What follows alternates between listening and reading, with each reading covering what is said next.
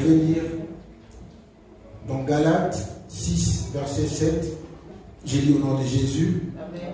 Ne vous y trompez pas. On ne se moque pas de Dieu. Amen. C'est que l'homme aura sémé, il le moissonnera aussi. Parole du Seigneur. Amen. Est-ce que nous pouvons nous asseoir? Amen, Église. Amen. Cet après-midi, le Seigneur a mis dans mon cœur cette parole qui est importante, qui me touche et qui n'arrête pas de bouillonner depuis un certain temps dans mon cœur. De ne pas se tromper, c'est que l'homme aura sémé, il le moissonnera. Alléluia. Amen. La sémence. Nous allons parler de cette loi qui est de la sémence et de la moisson. Amen. Alléluia. Amen. Pour moissonner, il faut s'aimer. Ces deux verbes, l'un ne peut pas partir, l'un ne peut pas être parlé sans qu'on en parle de l'autre. Alléluia. Amen. Amen. Lorsque tu sèmes, il faut que tu récoltes. Amen. Si les récoltes n'est pas là, c'est-à-dire qu'il y a un problème dans le processus. Mais ces deux verbes, ils sont des verbes indissociables. L'un ne peut pas être sans l'autre. Lorsqu'on pense à la sémence, on regarde plus loin parce qu'on attend l'heure du moisson. Alléluia. Amen. C'est quoi la sémence? Qu'est-ce que c'est que la sémence?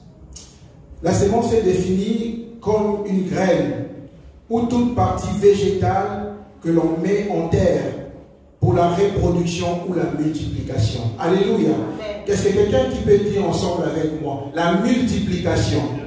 La multiplication.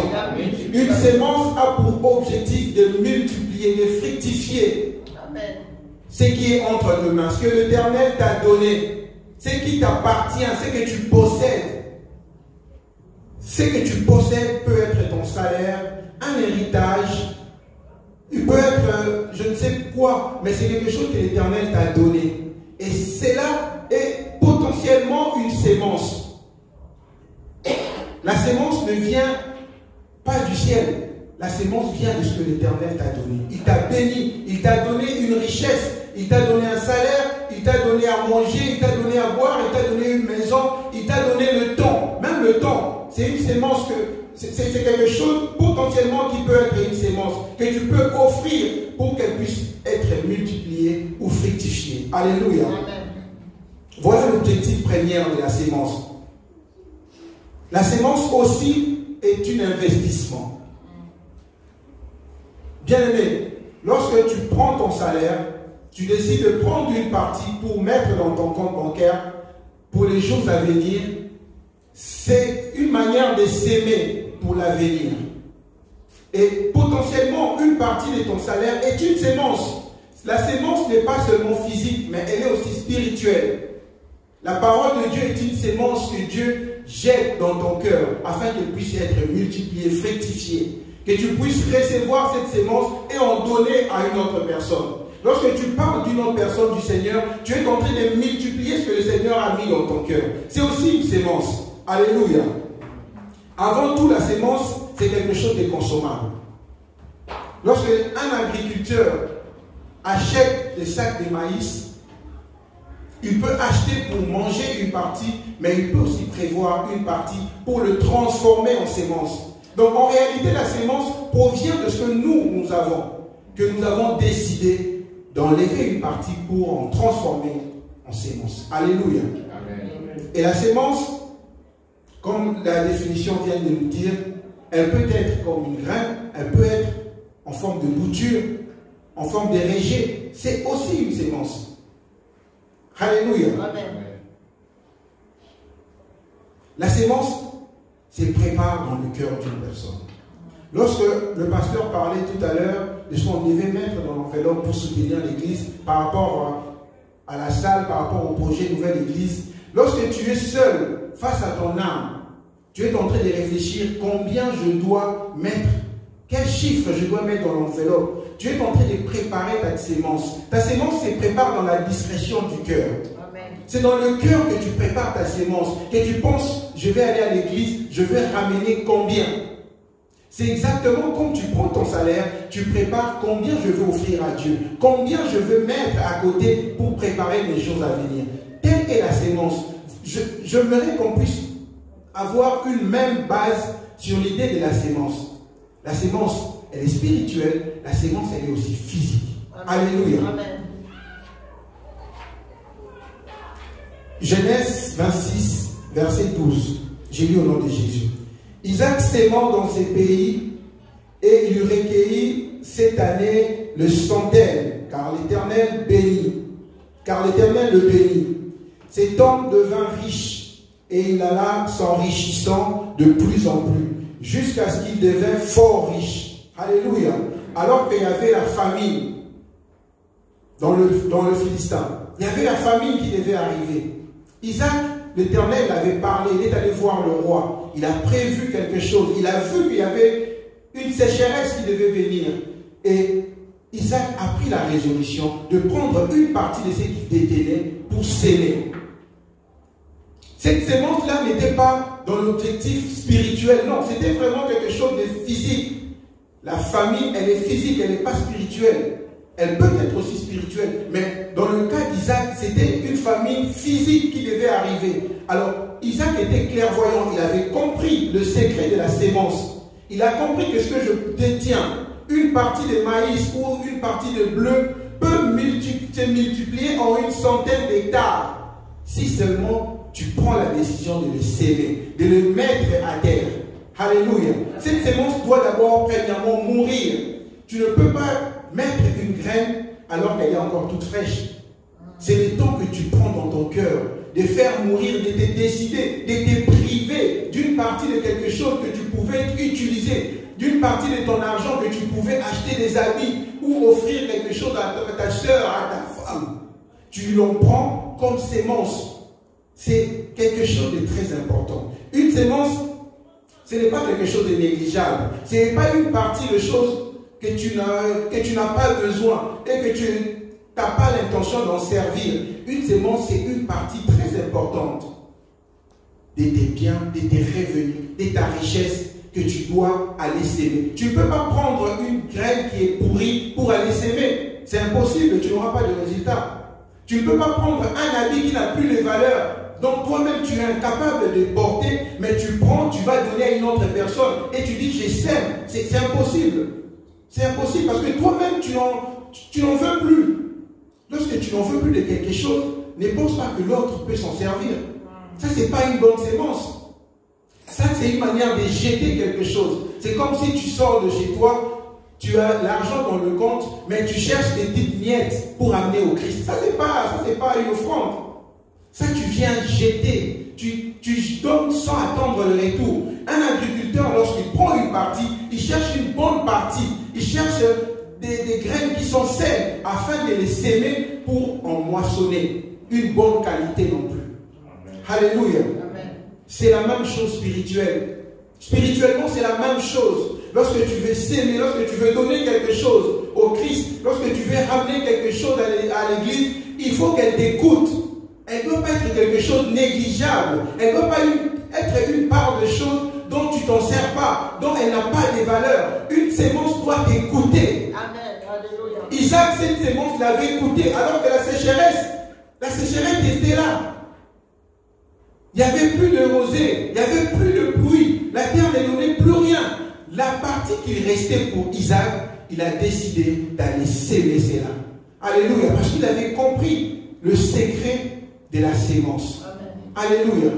J'aimerais que ce matin, nous puissions avoir cette même idée-là, de la sémence comme quelque chose de très important. La sémence comme une part de ton effort importante, une part de ton sacrifice, une part de tes biens qui doit t'écouter. Lorsque tu t'en détaches, tu sens un piquement, un pincement. C'est ça une sémence. Alléluia.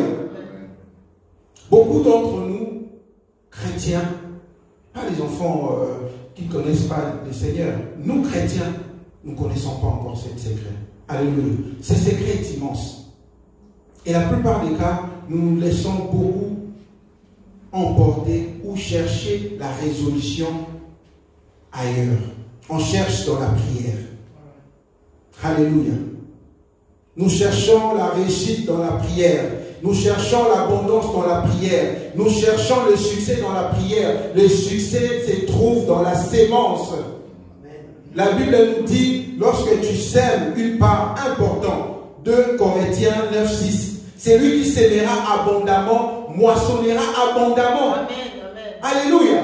Si tu sèmes abondamment, tu moissonneras abondamment. C'est lui qui sème peu, moissonnera peu. C'est relatif. J'ai un ami qui fait de l'agriculture actuellement. On discutait, il me disait, mon frère, la terre ne trompe pas. J'ai acheté un sac de maïs, j'ai sémé, j'en ai récolté une centaine. Si la terre est capable de ne pas te tromper, de donner au centuple, et le Seigneur, qui est le créateur du ciel et de la terre. Alléluia. Si tu sèmes, est-ce que celui-là est incapable de te donner au centuple? C'est là où la richesse, c'est là où l'abondance, c'est là où l'élévation. Ton élévation, ce n'est pas nécessairement dans la prière. Oui, tu peux prier, mais quand tu ne travailles pas, quand tu ne sèmes pas, tu ne moissonneras pas non plus. Alléluia. Nous avons passé 2 semaines de jeûne et prière. Nous avons demandé au Seigneur que le ciel s'ouvre. Alléluia. Je vais te poser une question. Pourquoi le Seigneur doit ouvrir le ciel pour toi? Je me suis posé cette question hier. Pourquoi le Seigneur doit ouvrir le ciel pour moi? Je veux répondre effectivement. Pour que le Seigneur puisse arroser ma sémence. Alléluia. Le temps que tu as pris chaque matin, chaque 5 heures, à se réveiller, à prier, c'est une forme de sémence, c'est une partie des sacrifices. Tu t'es sacrifié, tu t'es donné la peine de se connecter, tu t'es donné le temps de se connecter, tu as privé ton corps de sommeil, de 30 minutes de sommeil. Bien aimé, ça m'a impacté le matin. Je n'arrivais pas à répartir encore le sommeil après. Donc du coup, je commence le travail à 8 heures, mais à partir de 5h30, j'avais plus sommeil. C'est un sacrifice énorme. C'est cette sémence-là que le ciel, lorsqu'il sera ouvert, il viendra arroser, afin que cette sémence puisse germer. Voilà pourquoi nous devons faire une sémence qui est importante, qui nous coûte. Alléluia. Quelque chose qui te coûte, c'est ça une bonne sémence. Alléluia. C'est un secret spirituel que je veux que chacun de nous puisse en posséder, puisse garder et le mettre en pratique. Comme le dit ce titre, pour vivre dans l'abondance.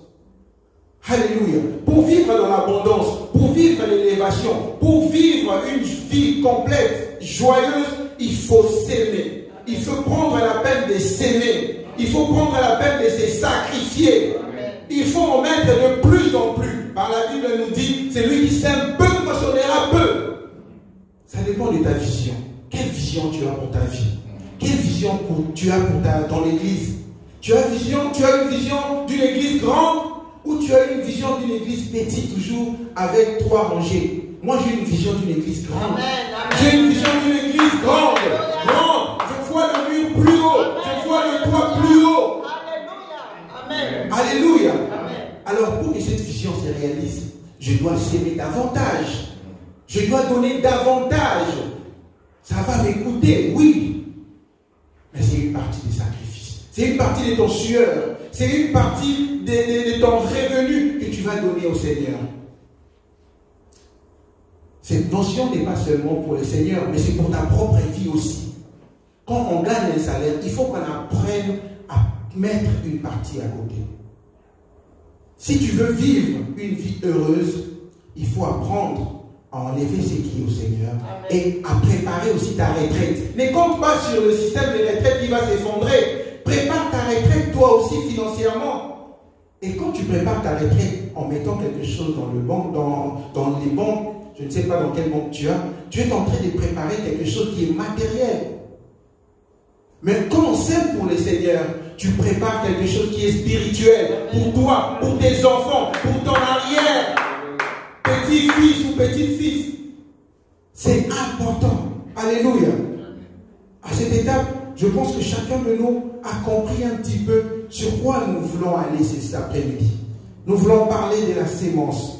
Alléluia. Nous avons compris que la sémence provient de ce que nous avons, ce que Dieu nous a donné. Nous avons aussi compris que la sémence a pour objectif de multiplier les richesses, les ressources que nous avons. Ces 2 choses sont capitales pour la suite. Alléluia. Alors pour ce faire, j'ai catégorisé 4 groupes de personnes. Alléluia.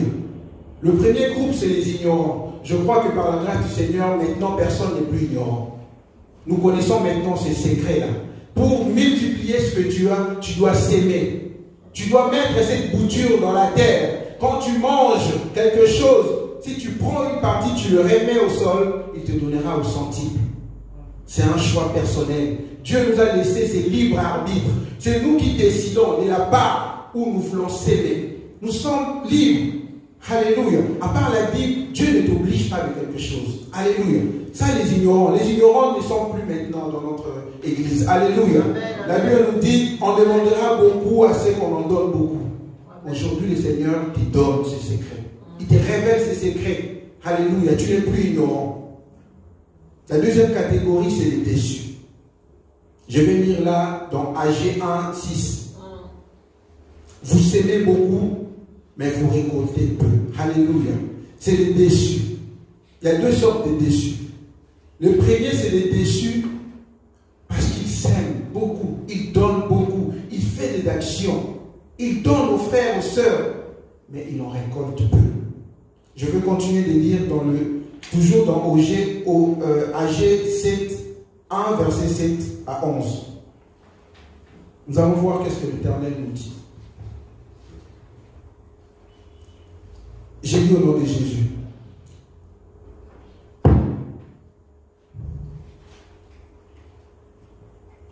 AG 7, verset 11.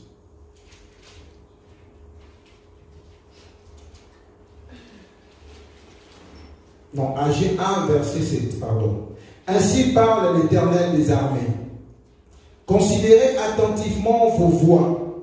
Mettez sur la montagne, apportez du bois et bâtissez la maison. Alléluia. L'Éternel te demande de bâtir la maison. J'en aurai de la joie et je serai glorifié, dit l'Éternel. L'Éternel veut que tu puisses bâtir quelque chose pour lui. Il dit, il sera glorifié. Verset 9. Vous comptiez sur beaucoup et vous avez peu. Vous l'avez rentré chez vous, mais je l'ai soufflé dessus. Pourquoi, dit l'Éternel des armées, à cause de ma maison qui est détruite, tandis que vous vous empressez chacun pour sa maison. L'Éternel veut te dire que toi, tu tournes ton regard toujours vers ta famille, vers ceux qui sont proches pour toi. Mais on oublie quelque chose d'important. Lorsque nous recevons Jésus-Christ, nous sommes devenus une nouvelle créature. Nous sommes nés de nouveau. Nous n'appartenons plus seulement à notre famille charnelle, mais nous appartenons à la grande famille du Christ. Amen. Alléluia. Amen. La Bible nous dit, ce qui est né de la chair est chair, ce qui est né de l'esprit est esprit. Aujourd'hui, on s'appelle frères et sœurs. Pourquoi? Parce qu'on est tous nés dans une grande famille de Jésus-Christ. Beaucoup de gens, lorsqu'il faut se sacrifier, leur intention est dirigée souvent vers la famille, vers ses potes, vers son cercle restreint, alors qu'à côté de toi, alors qu'à l'église, dans mon travail, on dit, avant de commencer à travailler, il faut faire un 360. Regardez tout ce qui est autour de toi, afin que lorsque tu vas commencer à travailler, s'il y a danger, tu peux reculer sans créer un accident. C'est exactement, un frère et sœur doit regarder autour de lui, à l'église. Mais pas seulement, ta vision doit ne pas être focalisée sur ta famille. Voilà pourquoi on a beaucoup de déçus. À mon frère, j'ai envoyé l'argent pour acheter une voiture, il n'a pas acheté. Mon frère, j'ai fait ça pour mon frère, mais pour donner à ma maman, elle n'a pas donné. On est déçus. Mais à la fin, toi, tu comptes le nombre de ce que tu as fait. Tu as sémé, oui. Une bonne partie, quand tu regardes la liste de Western Union, elle est exorbitante. Mais tu n'as pas de retour, de résultats. Lorsque tu dois récolter, il n'y a rien du tout. L'Éternel te dit, sa maison est détruite. Mais vous vous empressez pour vos maisons. Vous vous empressez pour vos enfants. Vous êtes focus sur vos intérêts. Alors que la maison de l'Éternel est en ruine. Il dit, je serai dans la joie lorsque vous bâtirez une maison pour moi. Alléluia. On dit la joie du Seigneur est ma force. C'est comme ça qu'on doit donner la joie au Seigneur pour être fort.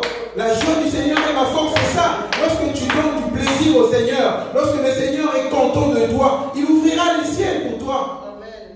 Une pluie de bénédiction. Voilà pourquoi pas dans le monde des gens qui ne prient pas. Mais lorsqu'il y a un appel de fonds, tu vois Bill Gates donner 500 000 €. Il est béni, c'est la loi. Ça ne dépend pas d'un chrétien ou pas. C'est une promesse faite à tout le monde. Si tu donnes, si tu sèmes, tu moissonneras. Et il n'est pas écrit spécialement pour chrétiens, non. C'est un secret spirituel que nous devons posséder. Alléluia. Voilà pourquoi Dieu t'appelle. Tu seras toujours déçu lorsque tes yeux sont braqués sur ta famille, lorsque tes yeux sont braqués sur tes enfants. Tourne tes yeux. Regarde tes frères en Christ. Parmi nous, il y a ceux-là qui manquent des habits. Parmi nous, il y a ceux-là qui manquent à manger. Mais est-ce que tu as déjà posé la question à un frère, une soeur, qu'est-ce que tu mangeras cet après-midi? Nous connaissons que celui-là ne travaille pas. Nous connaissons que celui-là travaille. Nous connaissons que celui-là habite dans tel coin. Nous connaissons la situation, mais nous ne voulons pas tourner nos regards. Nous sommes focus sur nos intérêts personnels. L'Éternel t'interpelle cet après-midi que tu resteras déçu lorsque tu seras seulement, lorsque tu auras tes yeux braqués sur ta famille. Et le deuxième cas de déçus, c'est des gens qui s'aiment, qui n'ont rien du tout. Alléluia. Tu donnes beaucoup, tu fais des actions. Lorsqu'il y a un appel de fonds, tu donnes dedans, tu te sacrifies, tu pries le matin, tu pries le soir. Tu te réveilles à 5 heures. Pendant le moment des jeûnes, tu pries, tu passes ton temps. Mais il n'y a pas de résultat. J'ai une bonne nouvelle pour toi. Galates 6, 9, l'Éternel nous dit, ne nous lassons pas de faire le bien, car la moisson nous moissonnerons au temps convenable si nous ne nous relâchons pas. Alléluia. Ne te relâche pas. Continue dans cette même allée.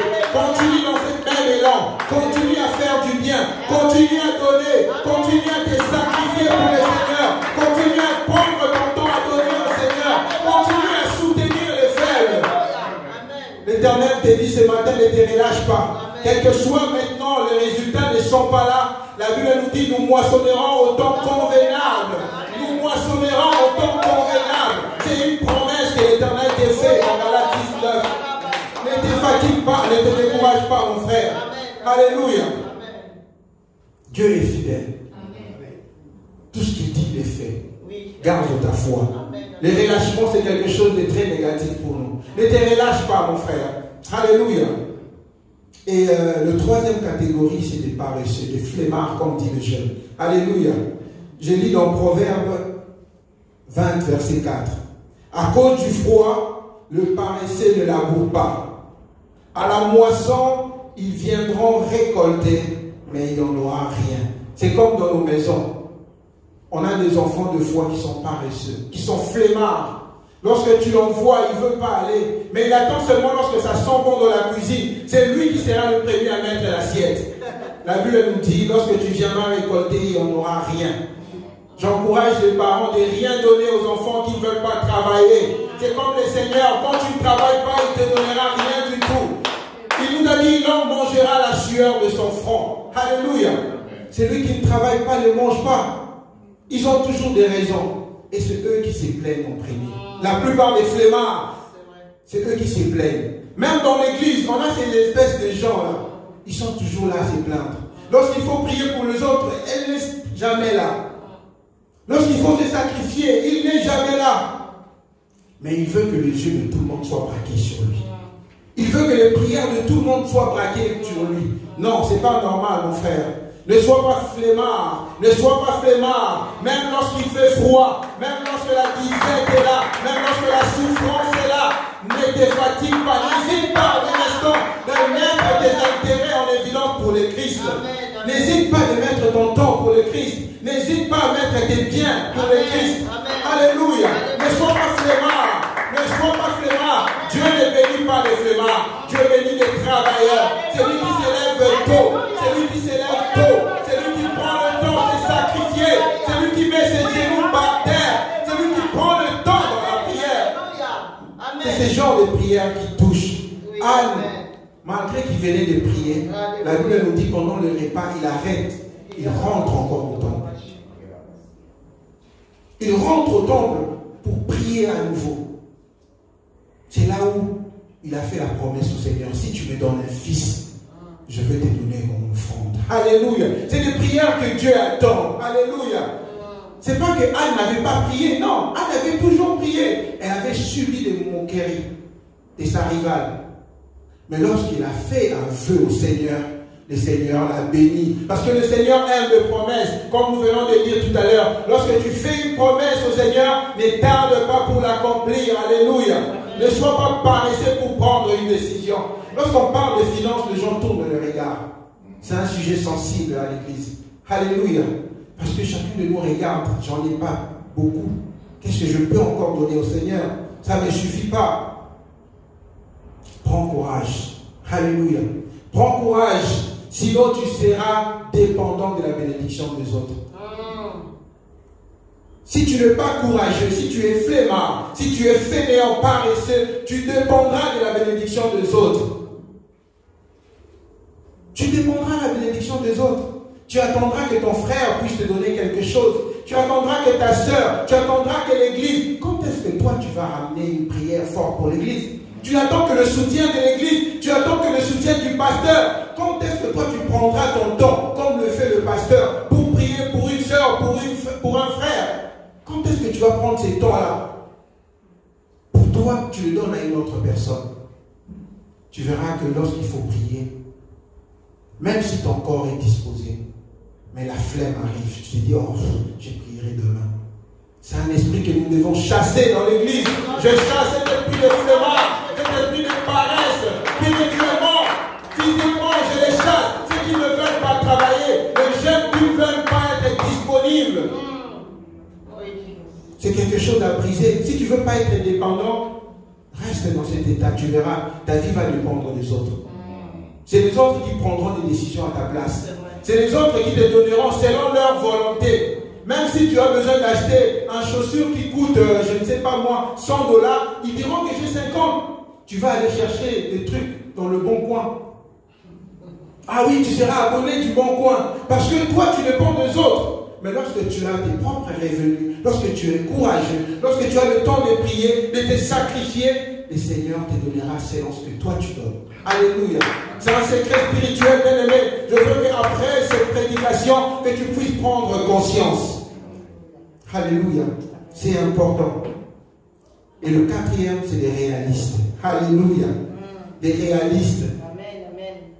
Des gens qui sont tellement dans la logique. Lorsqu'on parle du dîme, il dit, Seigneur, je gagne 500, si je dois te donner ma dîme, je ne vais pas pouvoir payer ma chambre. Je te dit de te sacrifier. Nous allons lire dans 1 Roi 17, verset 8. Nous allons voir ce que le Seigneur dit. Alléluia. Amen. 1 Roi, verset 17. J'ai lu au nom de Jésus. Alors la parole de l'Éternel lui fut adressée en ce mot. Lève-toi, va à Septa, qui appartient à Sidon, et demeure là. Voici, je ordonnerai une femme veuve de te nourrir. Alléluia. Il s'éleva et il alla à Septa. Comme il arrivait à l'entrée de la ville, voici, il y avait une femme veuve qui ramassait du bois. Il appela et dit, va me chercher, je t'en prie, un peu d'eau dans une vase, afin que je boive. Cette femme-là, tant que ça m'arrangeait, elle était partie, sans discuter. Verset 11. Elle alla en chercher, il apporta, elle alla en chercher. Il appela à nouveau et dit, apporte-moi, je t'en prie, un morceau de pain dans ta main. Et elle alla et elle répondit. C'est là où le problème commence. C'est là où la logique commence. Lorsqu'elle demande à manger. Verset 12. Elle répondit, ça c'est cette femme, cette veuve. L'Éternel ton Dieu est vivant. Je n'ai rien de cuit. Je n'ai qu'une poignée de farine et un pot d'huile dans une huche. Et voici, je ramasse du bois mort, afin du bois mort. Puis je rentrerai et je préparerai cela pour moi et pour mon enfant, pour mon fils.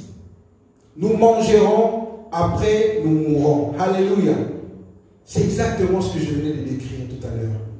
Tu t'es dit, mon salaire ne suffit pas pour s'aimer. Parce que je l'ai dit tout à l'heure, la sémence vient de ton revenu. Une partie de ton revenu.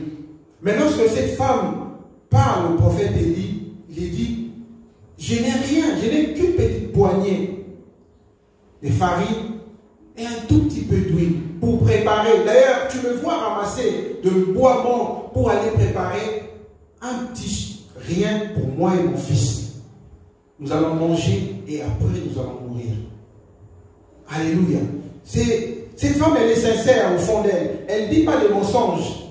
Elle dit une vérité. Mais elle n'avait pas compris une révélation qui était dans cette sémence. Alléluia. Elle n'avait pas encore compris cette loi, ce secret de la sémence et du moisson. Elle n'avait pas encore compris. Le prophète Élie lui dit, verset 13. Élie lui dit, ne crains point, rentre, fais comme tu as dit, seulement prépare pour moi d'abord avec cela un peu de gâteau et tu l'apporteras et tu en feras ensuite pour toi et pour ton fils. C'est incompréhensible que le pasteur te dise, écris quelque chose derrière ton enveloppe. Tu dis, mais c'est impossible. Est-ce qu'il comprend ou pas? Il est réaliste ou pas? Est-ce qu'il ne sait pas que je suis étudiant? Est-ce qu'il ne comprend pas que le salaire de l'alternant n'est pas plus de 1000 euros? Est-ce qu'il ne comprend pas ça? Est-ce qu'il ne comprend pas que le loyer vaut 60 ou 80% de mes revenus? C'est fou. C'est exactement ce genre de personnes. Ils te disent la vérité. Ils te disent ce qui est vrai, réel, concret, vérifiable. Verset 14.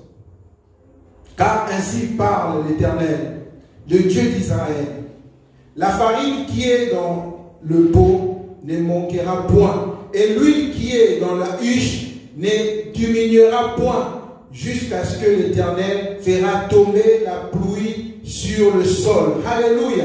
Bien-aimé, lorsque cette femme obéit, lorsque cette femme prend la décision de prendre ce qui était réservé pour son fils et pour elle, de donner au prophète, parce qu'il avait cru, parce que le prophète l'avait dit. La Bible nous dit, l'huile et la farine ne diminuera plus jamais, jusqu'à ce que la sécheresse finisse. Alléluia. Regarde ce qui est important. Regarde ce qui est important maintenant à voir. C'est le miracle que l'Éternel produit après avoir obéi pour la sémence. Lorsque tu sèmes, lorsqu'il t'écoute, cette femme-là a pris un risque de donner d'abord au prophète, en oubliant son fils, en oubliant son propre ventre. Il a donné, il a cru à cette parole. Et nous avons vu le miracle du Seigneur. Alléluia. Le miracle du Seigneur est derrière sa parole. Cette loi, elle est puissante. Cette loi, elle est puissante. Cette révélation, elle est puissante. Cette révélation, elle est puissante. Lorsque tu y crois, lorsque tu mets en pratique, l'Éternel est capable de multiplier. L'Éternel est capable de multiplier. Si tu es capable de donner à la terre quelque chose en faisant confiance à la terre, il te donnera au centuple. Et si tu donnes à mon roi? Amen. Et si tu donnes à mon roi, à combien plus forte raison? Il est plus, comment je peux dire, notre roi est plus fidèle que la terre. Nous avons vu il y a 2 ou 3 semaines, les agriculteurs ont sémé, mais la température a baissé. Tout ce qu'ils ont sémé, qui commençait à germer, c'est parti à la poubelle. Nous pouvons dire oui, la terre a donné, mais le temps a changé. Comme l'Éternel l'a dit tout à l'heure, vous avez ramené dans la maison, je l'ai soufflé, parce que vous avez oublié ma maison, parce que vous avez oublié mes intérêts, parce que vous avez regardé que vos intérêts. Vous êtes resté focus sur vos intérêts personnels, sur vos familles. Alléluia. L'Éternel t'interpelle cet après-midi, mon frère. Sème avec joie. Sème avec joie. Sème avec joie. Sème avec joie. Sème avec confiance. Sème avec confiance. L'Éternel ne ment pas. Alléluia. L'Éternel ne ment pas. Deutéronome 16, 17 nous dit ceci. Chacun donnera ce qu'il pourra selon les bénédictions que l'Éternel, ton Dieu, lui aura accordées. Alléluia. Amen. Tu donneras selon la bénédiction. Si tu gagnes 500 €, si tu gagnes 1000 €, c'est ce que l'Éternel t'a donné. La Bible dit tu donneras selon la bénédiction de l'Éternel.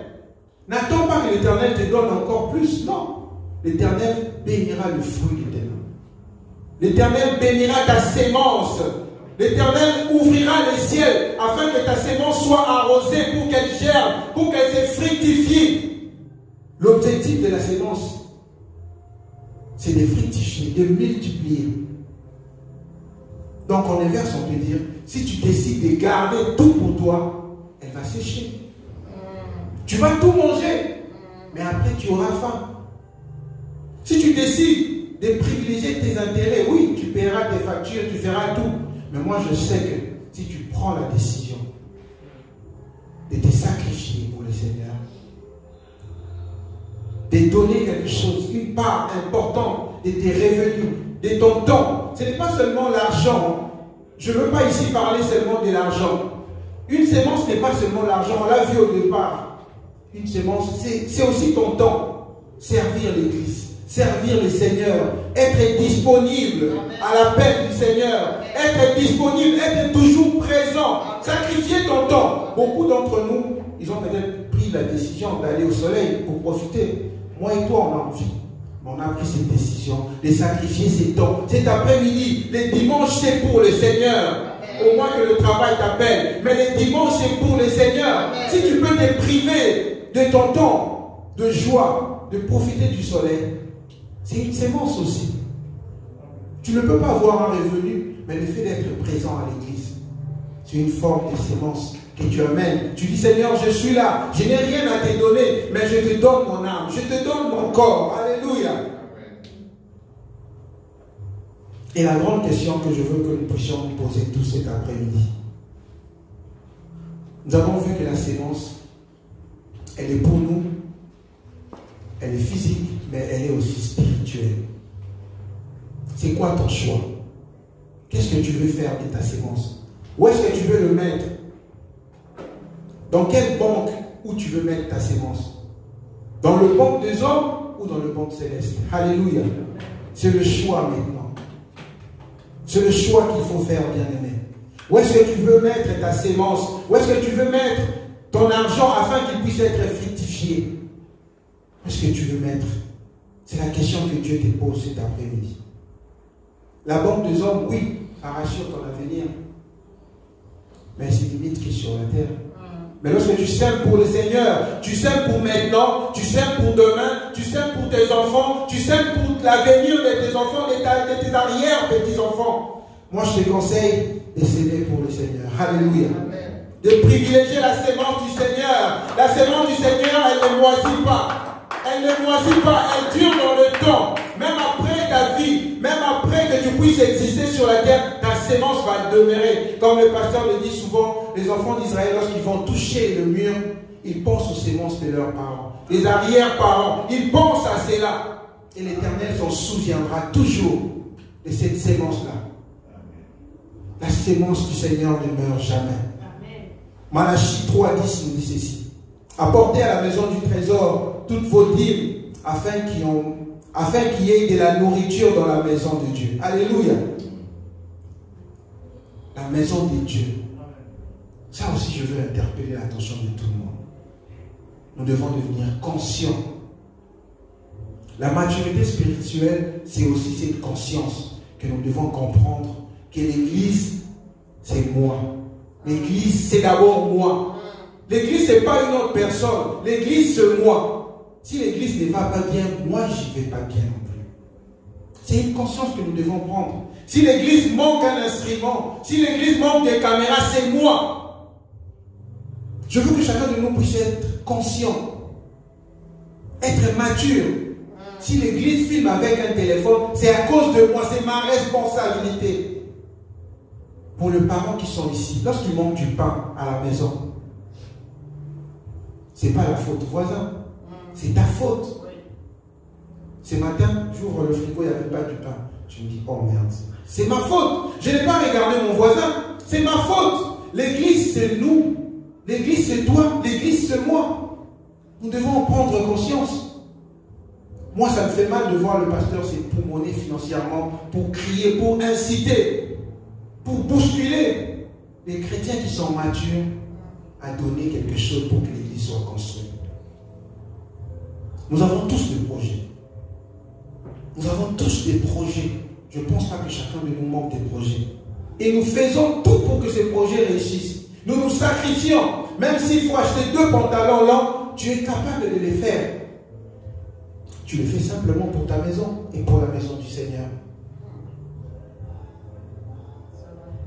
La maison du Seigneur ne doit pas manquer quelque chose. L'église est avec le Seigneur, le multiplicateur par excellence. Alléluia. Le multiplicateur par excellence. Le multiplicateur pour vivre dans l'abondance, bien aimé. Pour vivre dans l'abondance. Moi, j'aime l'abondance. J'aime vivre dans l'abondance.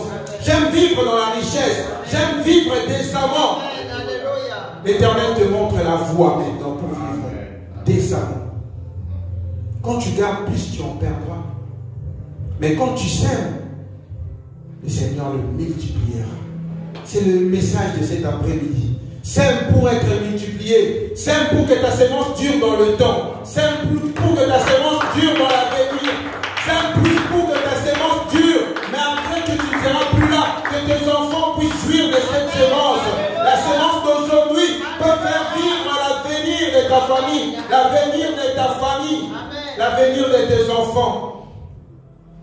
J'aimerais que tu t'élèves pour prendre une décision. Maintenant que tu n'es plus ignorant, certainement tu t'es catégorisé. Tu t'es retrouvé parmi les 4 catégories de personnes qu'on venait de parler tout à l'heure. Où est-ce que tu te situes? Sur le flemmard? Dans le groupe des flemmards? Tu te situes dans le groupe des paresseux, des réalistes, des ignorants ou des déçus? Où est-ce que tu te situes cet après-midi, mon frère? Nous avons prié, Dieu est capable. Ce message est porté à la direction de ces projets, ces grands projets de Nouvelle Église. Je voudrais que tu prennes une décision cet après-midi, de parler au Seigneur. De prendre une décision, je l'ai dit tout à l'heure, c'est une part importante de ta vie qui doit t'écouter. C'est une part de tes revenus. C'est une part de ton salaire, de ta richesse. C'est une part de ton héritage que tu vas prendre la décision à donner au Seigneur. Parce que tu es responsable. Tu es responsable de cette maison. Tu es responsable de l'église. Quel que soit ton âge, tu es responsable. Je t'en rappelle à la conscience. L'Esprit de Dieu est là. Tu vas prier comme ça. Tu vas dire, Seigneur, cet homme providentiel que j'ai toujours appelé pour venir construire l'église, j'ai compris que c'est moi l'homme providentiel. C'est moi l'homme providentiel. C'est moi l'homme providentiel. C'est moi le responsable de cette église. C'est moi le responsable. Oh Père, je veux devenir bâtisseur. Père, je veux être compté parmi les bâtisseurs. Dis au Seigneur, je veux devenir bâtisseur. Je veux ramener les briques afin que ton temple soit construit. Je veux te donner la joie. Tu dis que lorsque tu bâtiras ma maison, j'aurai de la joie. J'aurai de la joie. Oh Père, touche le cœur d'une personne ce soir. Nous voulons être conscients que c'est nous qui devons construire l'église. Nous devons être conscients de ces secrets que tu nous révèles cet après-midi. Oh, nous voulons vivre dans l'abondance, Seigneur. Nous voulons que l'église puisse vivre dans l'abondance. Nous voulons que l'église puisse ne manquer de rien. La maison du trésor ne peut manquer de rien. La maison des trésors ne peut crever. Car tu nous bénis tous, Seigneur, Seigneur. Ce que toi tu décides pour nous. Touche le cœur d'une personne, Seigneur. Rends-nous conscients, Seigneur. Rends-nous conscients, Seigneur. Oh, que cette parole soit une sémence qui va tomber sur une terre fertile.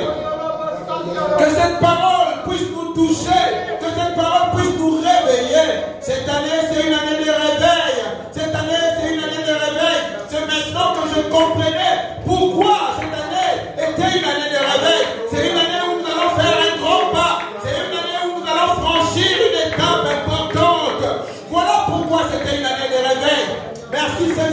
que tu nous l'as révélé. Merci parce que tu nous as révélé ta parole. Merci parce que tu nous as révélé cette promesse. Tu nous as dit lorsque nous s'aimerons, nous moissonnerons. Seigneur Jésus, merci pour ta parole, papa. Laisse que nos semences soient pures devant toi. Laisse que nos semences soient une sémence de cœur, Seigneur. Laisse que nos